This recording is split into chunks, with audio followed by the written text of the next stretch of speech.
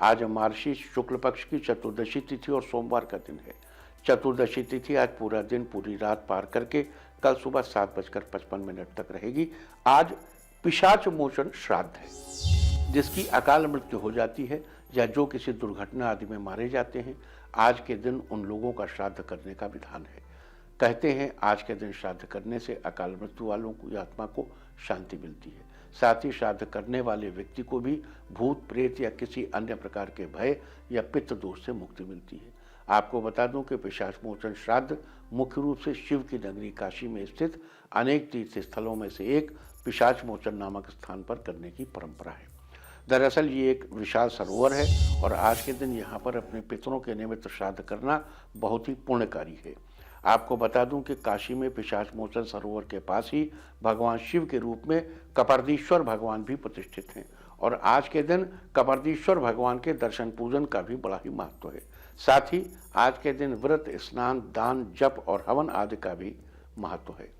कहते हैं कपर्दीश्वर भगवान के समीप पिशाच मोचन सरोवर में स्नान करने से व्यक्ति अपनी मृत्यु के बाद भूत प्रेत की योनि को प्राप्त नहीं करता और उसे मुक्ति मिलती है। तो ये थी पिशाच मोचन श्राद्ध की चर्चा और अब बात करते हैं आज के योग और नक्षत्र की। आज शाम 4:17 तक शुभ योग रहेगा। किसी भी प्रकार का महान या जनहित का कोई कार्य करना इस योग में शुभ फलदायी होता है।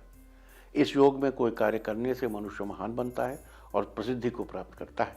साथ ही आज दोपहर 3:40 तक रोहिणी नक्षत्र रहेगा। रोहिणी नक्षत्र 27 में नक्षत्रों में चौथा नक्षत्र है। इस नक्षत्र के तारों की संख्या 5 है। इसका संबंध जामुन के पेड़ से बताया गया है और इसका प्रतीक चिन्ह बैलगाड़ी को माना जाता है। इसके अलावा आपको बता दूं कि रोहिणी नक्षत्र के जातक, इस नक्षत्र में पैदा हुए जातक बहुत ही सुंदर, बड़ी बड़ी आंखों वाले, तेजस्वी, पद प्रतिष्ठा से युक्त, कला और संगीत में रुचि रखने वाले और मानसिक रूप से स्वस्थ होते हैं। इनका मनोबल बहुत ऊंचा होता है। तो ये थी आज रोहिणी नक्षत्र और शुभ योग की चर्चा। और अब बात करते हैं आज के दिन सूर्यदेव को पूर्वाषाढ़ा नक्षत्र में गोचर की चर्चा। आज रात 11:45 पर सूर्यदेव पूर्वाषाढ़ा नक्षत्र में गोचर करेंगे और 10 जनवरी 2021 की देर रात 1:45 तक यहीं रहेंगे। आकाशमंडल में कुल 27 नक्षत्र हैं, जिनमें सूर्यदेव कुछ समय के अंतराल के बाद क्रम से गोचर करते रहते हैं और सूर्यदेव जब भी किसी एक नक्षत्र से दूसरे नक्षत्र में प्रवेश करते हैं तो बाकी नक्षत्र और नामाक्षर वाले लोगों पर इसका काफ़ी प्रभाव पड़ता है। तो ये थी सूर्यदेव के पूर्वाषाढ़ा नक्षत्र में गोचर की चर्चा। और अब बात करते हैं रोहिणी नक्षत्र और पिशाच मोचन श्राद्ध के दौरान किए जाने वाले खास उपायों की। सभी लोग इन उपायों को करके फायदा उठा सकते हैं। अगर आप अपने पितरों की आत्मा को शांति दिलाना चाहते हैं और स्वयं हर प्रकार के भय से छुटकारा पाना चाहते हैं तो आज आपको काशी में स्थित पिशाच मोचन कुंड में अपने पितरों के निमित्त श्राद्ध कार्य करना चाहिए।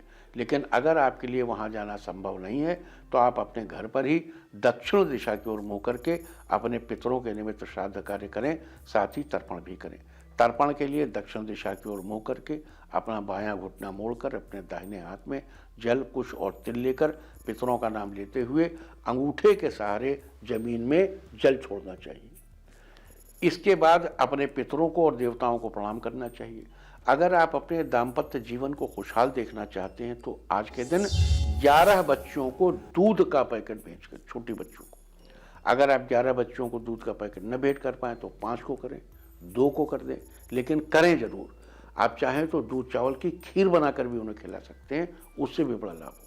अगर आप अपने कार्यों की सफलता को लेकर बहुत ज़्यादा घबराते हैं या जब तक आपका काम बन न जाए तब तक आपको टेंशन बनी रहती है तो आज आपको अपनी माता से आशीर्वाद के रूप में 1 मुट्ठी चावल प्राप्त करने चाहिए और उन्हें एक पोटली में बांधकर अपने पास रख लेना चाहिए। अगर आप रोग आदि से छुटकारा पाना चाहते हैं और अपने स्वास्थ्य को बेहतर रखना चाहते हैं तो आज आपको काशी में स्थित कपर्दीश्वर भगवान का दर्शन पूजन करना चाहिए। लेकिन अगर आपके लिए वहां पर जाना संभव नहीं है तो आप घर पर ही आसन बिछाकर बैठ जाएं और कपर्दीश्वर भगवान का मानसिक रूप से यानी आंखें बंद करते हुए, ध्यान करते हुए विधिवत पूजन करना चाहिए। अगर आप अपने परिवार के सदस्यों के चेहरे पर हमेशा खुशी देखना चाहते हैं तो आज आपको अपने पितरों के निमित्त व्रत करना चाहिए और उनसे हाथ जोड़कर प्रार्थना करनी चाहिए। लेकिन अगर आप किसी कारणवश व्रत न कर सकें तो आप आज के दिन मंदिर में अपने पितरों के मनपसंद खाने की कोई चीज दान करें। जीवन साथी की लंबी उम्र के लिए, अगर आप अपने जीवन साथी की लंबी आयु सुनिश्चित करना चाहते हैं तो आज शाम के समय आकाश मंडल में देखते हुए रोहिणी माता का नाम लेकर जल से अर्घ दें। हालांकि आकाश मंडल की बात जब आई तो हमें ये भी याद आया कि हमने कल आपसे वादा किया था कि आजकल आकाश में रात में जब बृहस्पति और शनि एक साथ दिख रहे हैं, आज हम उसके बारे में चर्चा करेंगे, अभी करते हैं। तो पहले इसको समझ लीजिए कि जीवन साथी की लंबी उम्र के रोहिणी माता का नाम लेकर अर्घ दें और अपने जीवन साथी की लंबी आयु के लिए प्रार्थना करें। अगर आप पितृदोष से मुक्ति पाना चाहते हैं तो आज पीपल के पेड़ में जल अर्पित करें और हाथ जोड़कर अपने पितरों का ध्यान करते हुए प्रार्थना करें। और इसके अलावा आपको बैलगाड़ी या बैलगाड़ी के चित्र को प्रणाम करना चाहिए। अगर संभव हो तो आज के दिन अपने घर में बैलगाड़ी का चित्र जरूर लगाइए। अगर आपके जीवन साथी के हाथ से जरूरत से ज्यादा पैसा खर्च हो जाता है, जो दे दो सब खत्म, तो इसके कारण आपको बड़ी परेशानी उठानी पड़ती है। तो आज अपने जीवन साथी को चांदी का चंद्रमा पहनाइए, आराम मिलेगा। और अगर बिजनेस के क्षेत्र में आप अपनी पद प्रतिष्ठा बनाए रखना चाहते हैं तो आज शाम के समय आपको चंद्रदेव को अर्घ्य देना चाहिए और अर्घ्य देते समय चंद्रमा के इस मंत्र का जप करना चाहिए। मंत्र है सोम सोमाय नमः। साथ ही अपने इष्ट देव को प्रणाम करके भगवत गीता का पाठ करना चाहिए। आप चाहें तो भगवत गीता के एक ही अध्याय का पाठ करें, लेकिन करें जरूर। अगर आप अपने बड़े बुजुर्गों की कृपा से अपने बिजनेस को खूब फलते फूलते देखना चाहते हैं तो आज आपको परिवार के साथ मिलकर हवन की सामग्री में तिल मिलाकर हवन करना चाहिए और हवन के बाद परिवार के सब लोगों में, साथ ही आसपास छोटे बच्चों में प्रसाद बांटना चाहिए। अगर आप अपने मन की शुद्धि करना चाहते हैं, अपने अंदर नए विचारों का समावेश करना चाहते हैं तो आज आपको रोहिणी नक्षत्र के स्वामी चंद्रदेव के इस मंत्र का 108 बार जप करना चाहिए। मंत्र है ओम शांग शिंग शौं स चंद्रमा से नमः। अगर आप जीवन में सुख शांति और समृद्धि चाहते हैं तो आज आपको शिव मंदिर में जाकर भगवान की पुष्प आदि से पूजा करनी चाहिए और घी का दीपक जलाना चाहिए। तो ये सारी चर्चा थी पिशाच मोचन, श्राद्ध, कबरदीश्वर भगवान के दर्शन पूजन और रोहिणी व्रत के बारे में, और आपको कौन से खास उपाय करने चाहिए हमने इसकी चर्चा की। उम्मीद है आप इस चर्चा का फायदा जरूर होगा, आपको फायदा आप जरूर उठाएंगे। और अब कल के वादे को पूरा करने का समय लॉन्ग पेंडिंग वादा है। हम आपसे बार बार चर्चा करते रहे हैं कि गुरु और शनि का मकर राशि में मिलना बहुत महत्वपूर्ण। भारत की जनपत्रिका में मकर राशि भारत के भाग्य स्थान पे,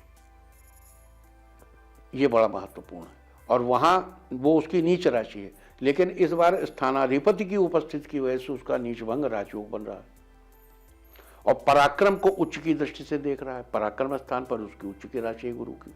ये बहुत इंपॉर्टेंट योग है। अभी ये योग शताब्दियों के बाद अभी बना है और अब अगली बार ये 15 मार्च 2080 को बनेगा।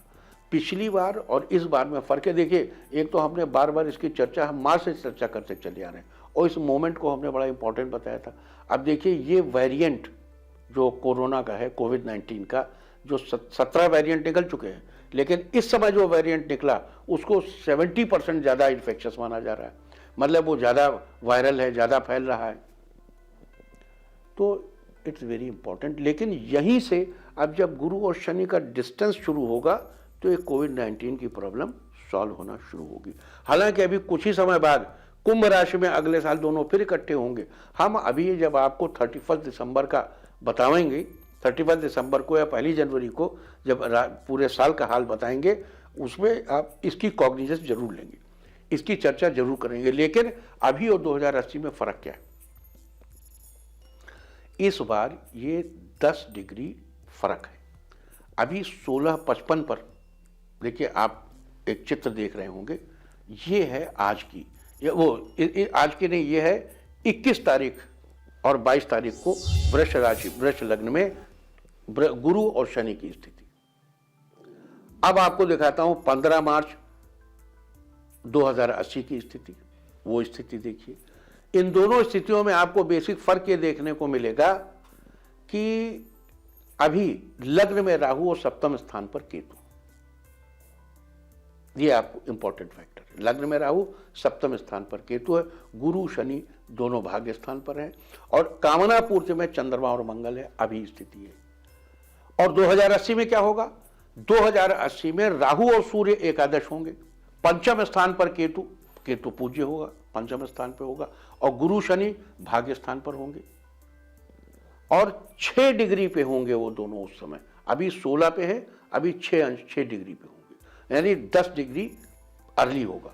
ये जो सिचुएशन है ये, और इसके अलावा भी 30 दिसंबर को प्लूटो भी मिल जाएगा। उसके बाद अगले 12 साल भारत के लिए बहुत बहुत बहुत इंपॉर्टेंट रहेंगे। बहुत शोर मचाने वाले लोग, जो शोर मचाते हैं, जो हिंसा की बातें करते हैं, जो हिंसा के जरिए अपने को इम्पोज करना चाहते हैं, उन लोगों का अधोपतन शुरू हो जाएगा। और 2080 को ये स्थिति दोबारा बनने तक धर्म का राज्य स्थापित करने में मदद मिलेगी। ये एक्शन ऑलमोस्ट कंप्लीट हो जाएगा 2080 तक।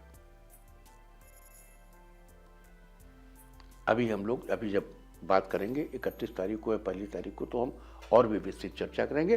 कोविड-19 अब इसके साथ शांत होता रहेगा। हालांकि अगले साल भी हम लोग इसको लेकर थोड़ा परेशान रहेंगे। हम लोग इसका न्यू ईयर वाले में बातचीत करेंगे।